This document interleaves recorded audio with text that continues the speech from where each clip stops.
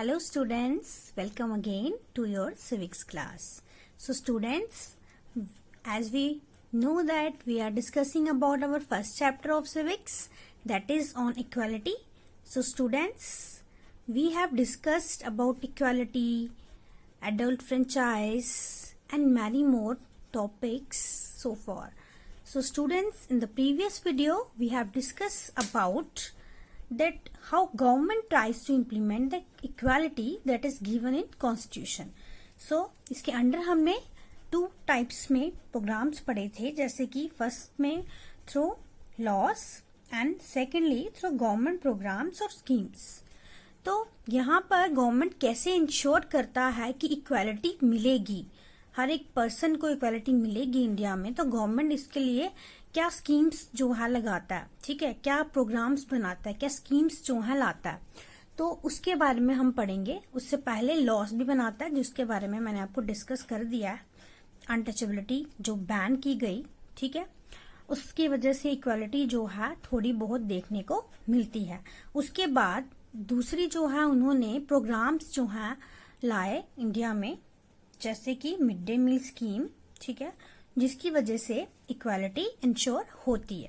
ठीक है, अब ये मिड डे मील स्कीम है क्या? Government programmes to ensure equality. अब मिड डे मील स्कीम ऐसा गवर्नमेंट का स्कीम था जिससे क्या थी, इक्वालिटी इंश्योर होती थी कि इक्वालिटी जो है मिलेगी. ठीक है, under this programme free cooked lunch is being provided to children in the government elementary school. अब इस प्रोग्राम के अंडर क्या था कि यहाँ पर हर गवर्नमेंट स्कूल में, एलिमेंट्री स्कूल्स में, ठीक है, तो वहां पर बच्चों को मिड डे मील प्रोवाइड की जाएगी, मतलब फ्री कुक्ड लंच मिलेगा. ठीक है, फ्री खाना उनको फ्री मिलेगा, बस उनको क्या करना है, स्कूल में आना पढ़ने के लिए, और उनको खाना जो है वहां पर फ्री मिलेगा. तो अब इसकी हिस्ट्री क्या है, ये देखिए, मैंने पिक्चर भी पेश की है यहाँ पे. आप देख सकते हो कि सब बच्चे जो है लाइन में जो है लगे हैं और यहाँ पे उनको खाना प्रोवाइड किया जा रहा है. ठीक है, इस तरह की मिड डे मील स्कीम होती है. Started in the state of Tamil Nadu. तो फर्स्टली ये कहाँ पे स्टार्ट हुआ, इसकी क्या हिस्ट्री है? सबसे पहले जो है मिड डे मील जो है वो तमिलनाडु में स्टार्ट किया गया, तमिलनाडु की स्टेट में स्टार्ट किया गया, उसकी गवर्नमेंट ने स्टार्ट किया इन 2001. 2001 में Supreme Court asked all state governments to bring this programme. ठीक है, अब 2001 में जो है सुप्रीम कोर्ट ने ये ऑर्डर दे दिया हर एक स्टेट की गवर्नमेंट को कि वो अपने गवर्नमेंट स्कूल्स में ये स्कीम लाएं. ठीक है, ऑब्वियसली अगर उन्होंने कोई स्कीम लाई है, इसका मतलब उनको पॉजिटिव रिजल्ट उसका मिला. इसलिए जब एक स्टेट में उन्होंने ये सब देखा कि उनका पॉजिटिव रिजल्ट मिल रहा है, उसके बाद ही उन्होंने बाकी स्टेट्स में भी उसको लागू करने की सोची. ठीक है, इसीलिए उन्होंने एक ऑर्डर जो है कोर्ट ने पास किया, जिसमें सारे स्टेट गवर्नमेंट्स को ये बोला गया कि हर एक स्टेट के स्कूल्स में ये मिड डे मील स्कीम जो है लागू कर देनी चाहिए. ठीक है, this programme had many good impacts. अब इस प्रोग्राम के बहुत सारे अच्छे इम्पैक्ट्स मिले, अच्छे प्रभाव मिले, बहुत अच्छे रिजल्ट्स मिले. ठीक है, अब वो रिजल्ट्स क्या थे? Positive impact of mid day meal scheme. ठीक है, अब पॉजिटिव इम्पैक्ट क्या थे मिड डे मील स्कीम के? Many poor children have begun enrolling and starting attending school regularly. ठीक है, अब बहुत सारे बच्चे जो थे वो क्या करने लगे, अपने नेम्स जो है एनरोल स्कूल में करवाने लगे, मतलब रजिस्टर कराने लगे अपने नेम, एडमिशन होने लगी स्कूल्स में. ठीक है, गवर्नमेंट स्कूल में जहाँ पे बच्चे बहुत ही कम दिखते थे. ठीक है, और गरीब बच्चे होते हैं, तो गरीब बच्चों के पेरेंट्स जो होते हैं वो स्कूल अफोर्ड नहीं कर पाते हैं, तो इसलिए वो उनको स्कूल नहीं भेजते हैं. दूसरी उनकी प्रॉब्लम ये होती है कि उनके पास काम काज जो है ज्यादा होता है. खेती बाड़ी जैसे गांव में होगी तो वहां पर उनको ज्यादा काम करने के लिए चाहिए, तो वो कहते थे कि अगर बच्चे पढ़ने चले गए तो हम यहाँ पे काम में हेल्प कौन करवाएगा. ठीक है, इस तरह की सोच भी कुछ पेरेंट्स की होती थी. तो और वो वहां पे स्कूल में बच्चों को नहीं भेजा जाता था.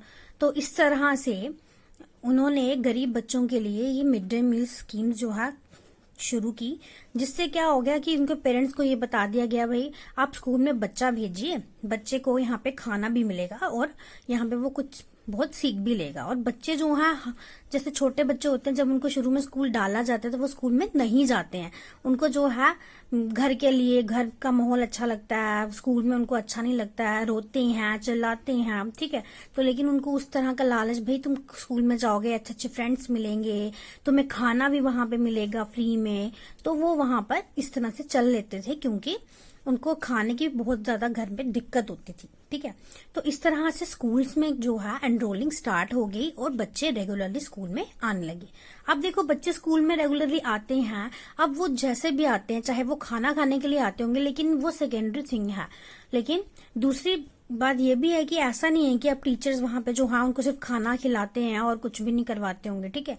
तो वहां पे वो टीचर्स उनको थोड़ा बहुत प्यार से समझाएंगे या डांट के समझाएंगे या कुछ भी पढ़ाएंगे। अगर 100% नहीं तो 50% फिर भी उनके माइंड में जाएगा। तो उससे क्या होगा, लिटरेसी रेट क्या क्या होता है, बढ़ता है।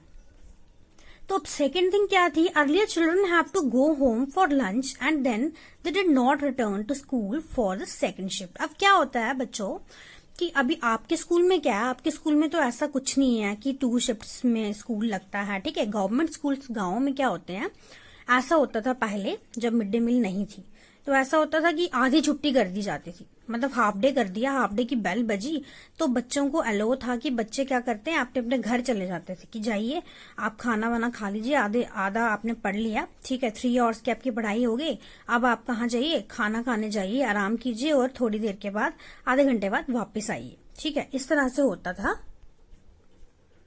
तो उससे क्या होता था, एक फर्क हो जाता था। कुछ बच्चे जो थे, जो लटरमस्त थे बिल्कुल, ठीक है, जिनको पढ़ाई में इंटरेस्ट ही नहीं था, तो उनको तो मजा हो जाता था कि एक बार हमें भेज दिया, वो सेकंड शिफ्ट के लिए स्कूल में वापस ही नहीं आते थे, वो अपने घर में ही रहते थे, मस्ती वस्ती करते थे, तो स्कूल में आते ही नहीं थे। तो इसीलिए सिर्फ सेकंड शिफ्ट की जो अटेंडेंस थी वो बिल्कुल ही कम होती थी, ठीक है। बच्चे आएंगे नहीं स्कूल में तो वो अटेंडेंस कैसे फुल हो पाएगी, बच्चे चले जाते थे, बहाना है कि उनको मिल जाता था, ठीक है।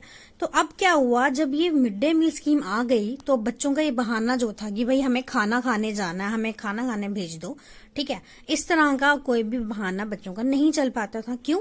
क्योंकि उनको यही बोल दिया जाता था कि भाई मिड डे मील स्कीम के अंडर आपको खाना भी यहीं पर मिल जाएगा, ठीक है, तो आप यहाँ से कहीं भी जाने की आपको जरूरत नहीं है, तो आप खाना यहाँ पर खाइए और उसके बाद खाने के बाद फिर से दोबारा से शिफ्ट आपकी सेकंड में आपको पढ़ाने लगा देंगे, ठीक है। इस तरह से हो गया, इस तरह से ये पॉजिटिव इम्पैक्ट जो है देखने को मिले। उसके बाद नेक्स्ट कौन सा positive impact, earlier their mothers had to interrupt their work to feed their children. Now mothers could do their work in continuity. ठीक है। अब क्या होता था कि पहले उनके पेरेंट्स, उनकी मम्मी को क्या करना पड़ता था, कि देखो गरीब बच्चों के पेरेंट्स जो हैं वो बेचारे इधर उधर काम करते हैं, डोमेस्टिक वर्क करते हैं, ताकि क्या हो, छोटा मोटा काम करके उनके घर का खर्चा चले, ठीक है। तो अगर मदर्स कहीं पे काम कर रही हैं तो उनको वापस आना पड़ता था अपना काम छोड़कर, क्योंकि उनको पता है कि अब आधी छुट्टी होने वाली है, तो बच्चा घर आएगा तो वो खाना ढूंढेगा, उसको खाना देने के लिए मुझे घर जाना है, ठीक है।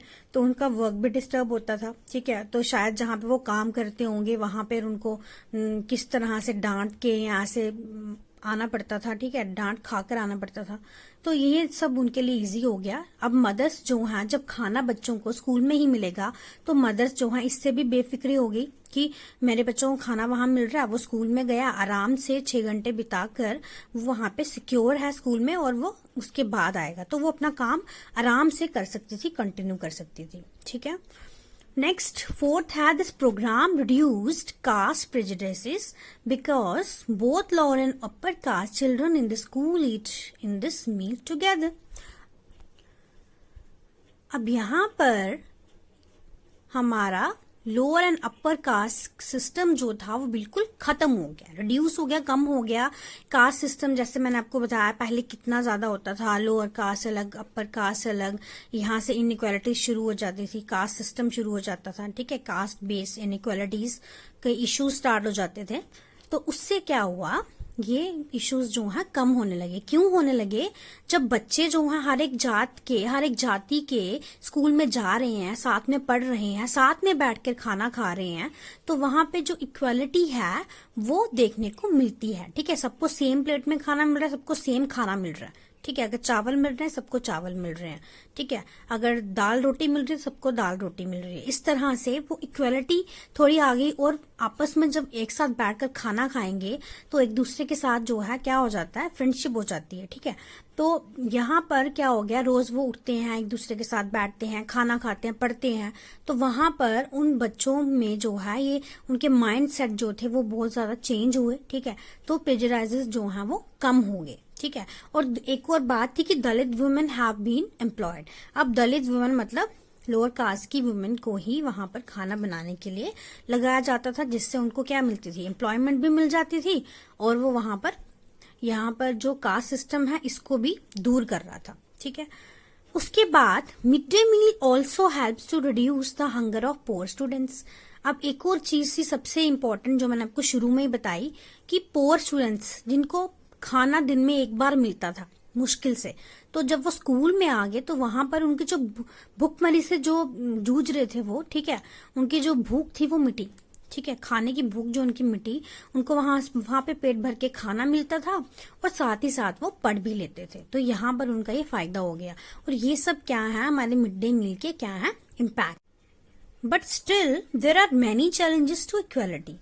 ये मिड डे मील की स्कीम के होने के बावजूद भी बहुत सारी जो है इनइक्वालिटीज एग्जिस्ट करती हैं आज भी। चैलेंजेस ऐसा नहीं है कि एक प्रोग्राम चलाया गया तो वो क्या हो गया, बहुत ज्यादा वो हो गया, कामयाब हो गया और इक्वालिटी मिल गई, ऐसा नहीं था। कुछ इम्पैक्ट्स जो हैं बुरे भी जो हैं आज भी जो हैं देखने को मिलते हैं। इक्वालिटी को लेकर बहुत सारे चैलेंजेस हैं हमारी कंट्री में, जैसे कि difference between the schools attended by rich and poor children respectively.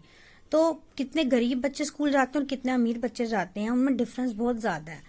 Difference ज्यादा किसका होगा, जो रिच हैं वो स्कूल रेगुलरली जाते हैं, रोज जाते हैं, और पुअर चिल्ड्रन जो हैं वो अभी भी स्कूल में बहुत ही कम जाते हैं। ठीक है, दूसरा आ गया discrimination on the basis of caste still exist in some schools. और आज भी अभी भी ऐसा है, गांव के कुछ ऐसे स्कूल्स हैं जहां पर अभी भी कास्ट सिस्टम अभी भी एग्जिस्ट करता है, लोग अभी भी कास्ट सिस्टम को मानते हैं। ठीक है, जैसे कि ओम प्रकाश वाल्मीकि के केस में मैंने आपको बताया था कि उनको बिल्कुल क्लास से दूर बिठाया जाता था। ठीक है, इस तरह की चीजें आज भी प्रैक्टिस हो रही हैं। Attitude changes very slow. तो एटीट्यूड चेंज जो है वो बहुत ही स्लो है, मतलब जब इंसान को चेंज होने में बहुत ज्यादा टाइम लग रहा है, उसको समझने में अभी भी स्टिल उसको समझने में बहुत ही टाइम लग रहा है कि ये सब भेदभाव, ठीक है, discrimination according to caste, race, colour, religion, ये सब नहीं होना चाहिए। और ये सब ये जो प्रोसेस है बहुत ही स्लो है। ठीक है, स्लो हो रहा है एटीट्यूड चेंज जो है पर्सन्स का, उनका माइंडसेट अभी भी ऐसा चेंज होने में वक्त लगा रहा है, इसीलिए ऐसी इनइक्वालिटीज जो हैं देखने को समाज में मिलती हैं। So students, this is all in your today's lecture. So in next lecture we will discuss about a very important topic, issues of equality in other democracy. ठीक है, तो इसके बारे में हम अब नेक्स्ट वीडियो में पढ़ेंगे। Thank you students.